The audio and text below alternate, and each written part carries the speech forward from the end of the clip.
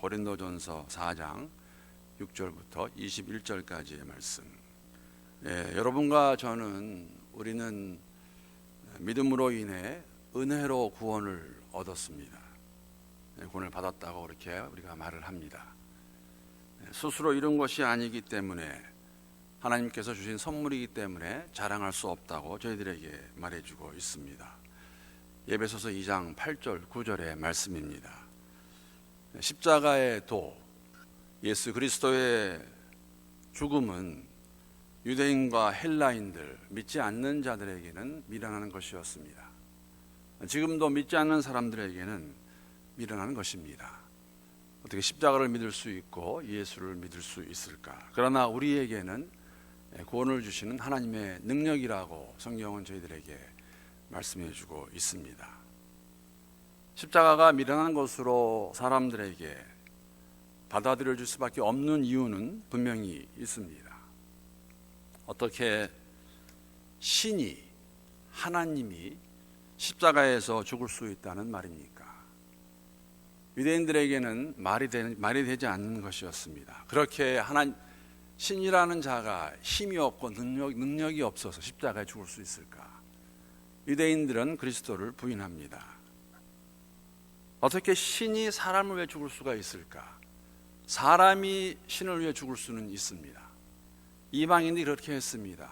자녀들을 잡아서 제물로 바쳤죠. 그런데 어떻게 신이 사람을 위해, 하나님이 사람을 위해 죽을 수 있을까?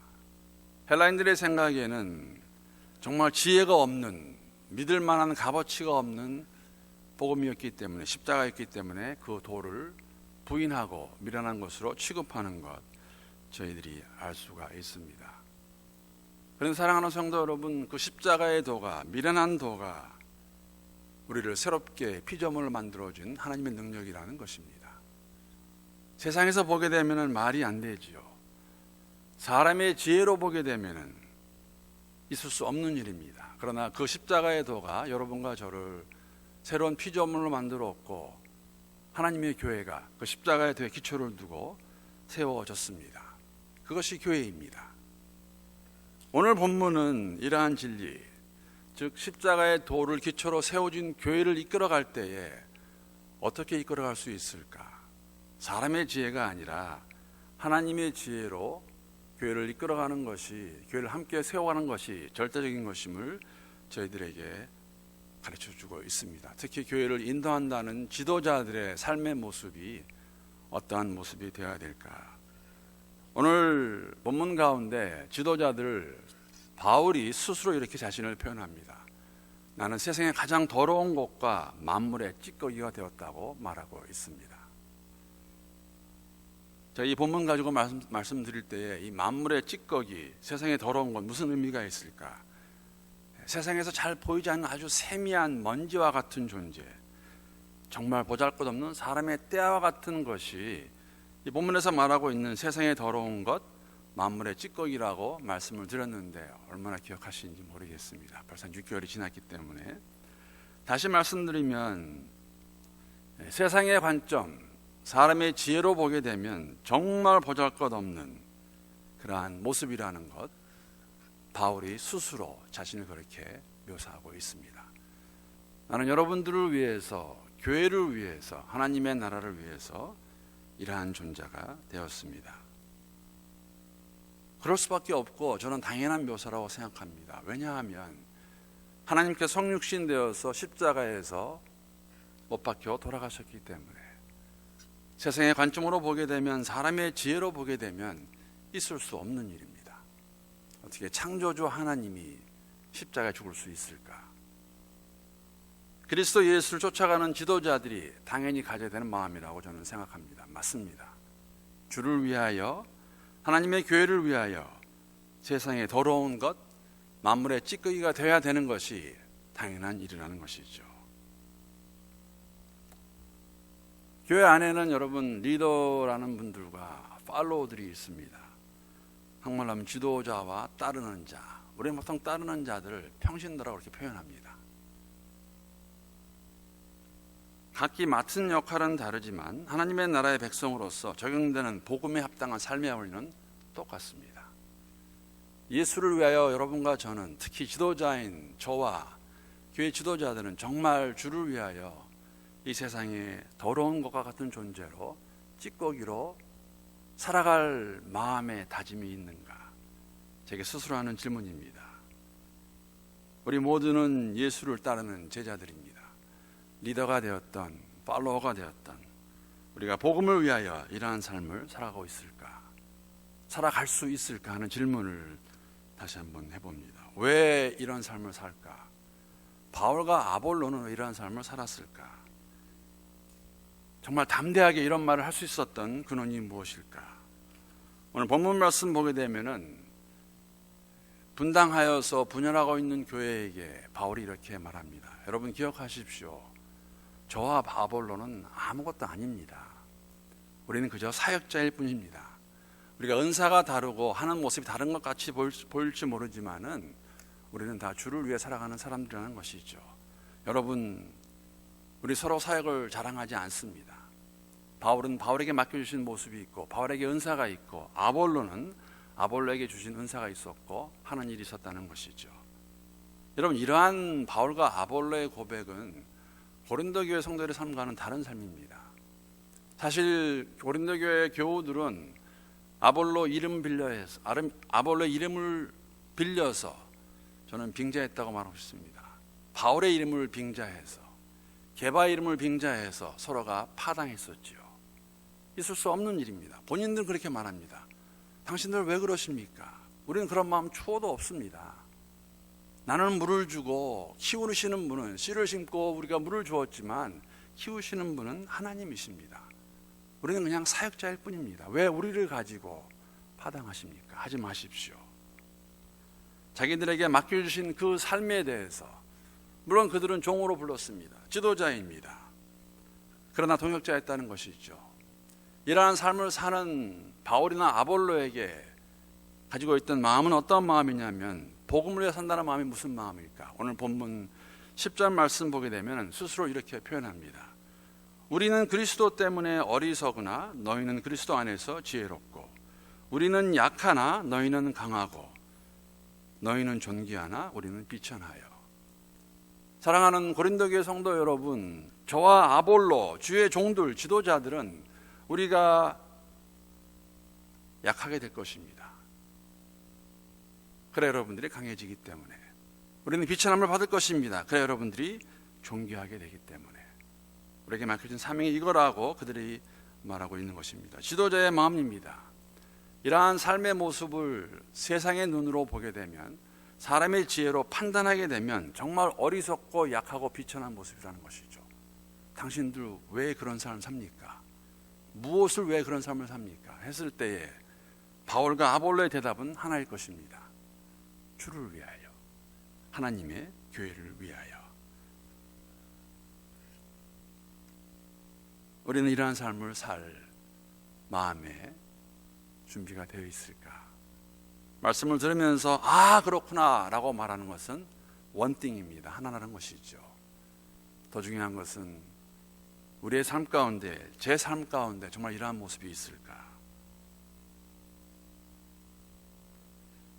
책망하면서 또 권면하는 모습. 왜냐하면 14절 보게 되면 바울이 이렇게 쓰고 있습니다. 내가 너희를 부끄럽게 하려고 이것을 쓰는 것이 아니라 오직 너희를 내 사랑하는 자녀같이 권하려 하는 것이라. 한편으로는 책망을 합니다. 왜? 잘못하고 있기 때문에. 고린도 교회 안에서 성도들이 지금 분당하고 있기 때문에, 싸우고 있기 때문에. 그러나 이것을 쓰는 이유는 너희들 잘못했지라고 책망권하라는 것이 아니라 자녀를 사랑하는 아비의 마음을 하고 있다는 것이죠. 돌아오라는 것이죠. 하지 말라는 것입니다. 여러분, 우리는 저를 포함해서 누구한테 책망받는 거 좋아하지 않습니다. 특히나 요새는 더 그렇습니다. 제가 화요일마다 30대 40대 우리 젊은 엄마들하고 한 9분이 모여서 성경 공부하는데 다 동의하세요. 요새 아이들 책망하지 않습니다. 기죽인다고 그냥 가만히 놔두죠. 우리도 책망하는 거 좋아하지 않습니다. 내가 뭐 했는데 그건 잘못되었습니다. 그거가 아닙니다. 하지 마십시오. 교회도 못하고 개인도 못하는 것이죠. 혼내는 것을 좋아하지 않습니다. 그러나 사도 바울이 하는 말은 책망을 받을 만한 일은 책망을 받아야 된다는 것이죠. 그런데 그것이 그냥 잡으려고 책망을 그냥 책망이 아니라 아비의 심정으로 함께 있어야 됩니다. 자녀를 보면서 자녀가 잘못되고 있는데 사랑한다고 그냥 놔두는 부모는 아무도 없습니다. 부모는 가서 그 아이를 데리고 이야기를 해야 되고 훈계해야 되고 말을 듣지 않으면 매를 들어야 되죠. 지금 사도 바울의 마음입니다. 사랑하는 아비의 심정으로 이러한 것들을 들춰내고 들은 이야기를 가지고 이것은 아니지 않느냐. 하나님의 교회이고 우리의 교회의 파운데이션은 사람의 지혜가 아니라 십자가의 도인데 십자가 도의 의미가 무엇이냐? 그리스도가 하나님께서 우리를 위해 죽지 않았느냐? 예수 그리스도가 그것이 우리의 파운데이션인데 왜 너희들은 사람 가지고 교만 가지고 파당하고 있느냐? 하지 말라. 아니면 매를 갖고 오겠다고 사도 바울이 말하고 있습니다. 이러한 아비의 심정을 저희들이 잘 알 수 있는 것은 말로 끝나지 않고 아마 사도 바울은 여건이 허락하지 못해서 바로 고린도에 가지 못했던 것 같습니다. 그래서 먼저 디모데를 보냅니다. 내가 디모데를 보내겠다. 디모데가 어떠한 사람입니까? 어떠한 사역자입니까? 사도 바울이 믿음으로 난 아들입니다. 아마도 사도 바울의 마음을 가장 잘 이해하는 사람이 디모데였을 거예요. 디모데가 먼저 가서 나보다 먼저 가서 너희들에게 내가 너희 가르친 거 다시 기억나게 하고 이렇지 않다는 거 먼저 말할 수 있도록 하겠다. 디모데를 받으면 디모데를 보고 너희들 이렇게 하던 것들 하지 말라고 그렇게 말하고 있습니다. 그래도 계속 파당하면 분열하면 내가 매를 가지고 가겠다라고 말합니다. 아비의 심정입니다. 교회를 어렵게 하고 힘들게 하겠다는 것이 아니라 교회를 세우겠다는 것이죠. 내가 매를 가지고 가랴 아니면 사랑과 온유함으로 가랴. 오늘 본문 말씀을 우리가 함께 묵상하면서 가질 수 있는 마음이 있습니다. 저도 그런 마음 항상 있어요.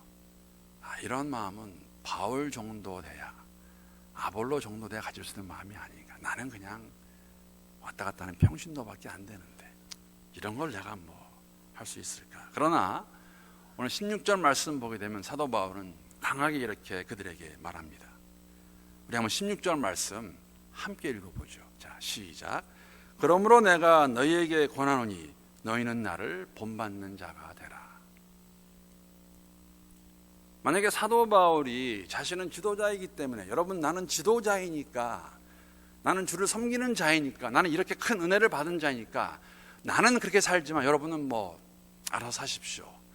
그렇게 글을 썼더라면 아마 이 본문 말씀 보면서 우리가 나는 그렇지 않아도 괜찮겠지라고 마음을 가질 수 있는지도 모르겠습니다. 그러나 사도 바울은 그렇지 않습니다. 내가 너희를 권면하는데 너희는 나를 본받는 자가 되라. 무엇을 본받으라는 말입니까? 하나님의 일꾼으로 복음의 비밀을 맡은 자로 그 책임을 잘 감당하기 위해서 자신의 삶을 온전히 주께 드리라는, 그리고 교회 안에서 아비의 심정을 가지고 그러한 마음으로 서로를 대하라는, 필요하면 책망도 하고 책망도 받을 수 있고 그러한 나의 모습을 본받으라는 것이겠죠. 아마 이러한 삶의 자세가 있을 때에 사도 바울이 하나님의 교회를 위한 그러한 마음이 여러분과 제 마음에 있을 때에 교회는 절대 분당하지 않을 것입니다. 싸우지 않을 것입니다. 싸우는 것은, 교회가 분열하는 것은 다 내 중심으로 내가 잘나서 그래요. 내게 맞다. 왜 그렇게 하냐 하는 그런 마음이 아닐까. 사도 바울은 고린도 교회 성도들에게 그렇게 권면합니다. 그러지 말고 나를 본받으라. 교만한 말이 아니라고 저는 생각합니다. 왜냐하면 사도 바울은 예수를 잘 따라가고 있었기 때문에 예수 따라가는 내 모습을 본받으라고 그렇게 고린도 교회 성도들에게 권면하는 모습, 동일한 권면의 모습이 우리에게 있다고 생각합니다. 사랑하는 성도 여러분, 하나님의 나라는 말에 있지 아니합니다. 능력에 있습니다. 능력이라는 것은 여러분과 저의 삶 가운데 우리가 알고 있는 진리의 모습이 나와야 된다는 것이죠. 하나님 앞에서 아닌 것은 아니라 말할 수 있고 잘못된 것은 고칠 수 있는, 이러한 소망이 없다면, 이러한 삶의 모습이 없다면 아마 우리 교회도 고린도 교회와 크게 다르지 않을 것입니다. 성령 하나님께서 우리 모두에게 하나님의 지혜를 더 부어주시고 임마누엘의 하나님께서 우리 마음을 붙잡아 주셔서 함께 교회를 잘 세워갈 수 있는 여러분과 제가 될 수 있기를 좋으신 주님의 이름으로 축복합니다.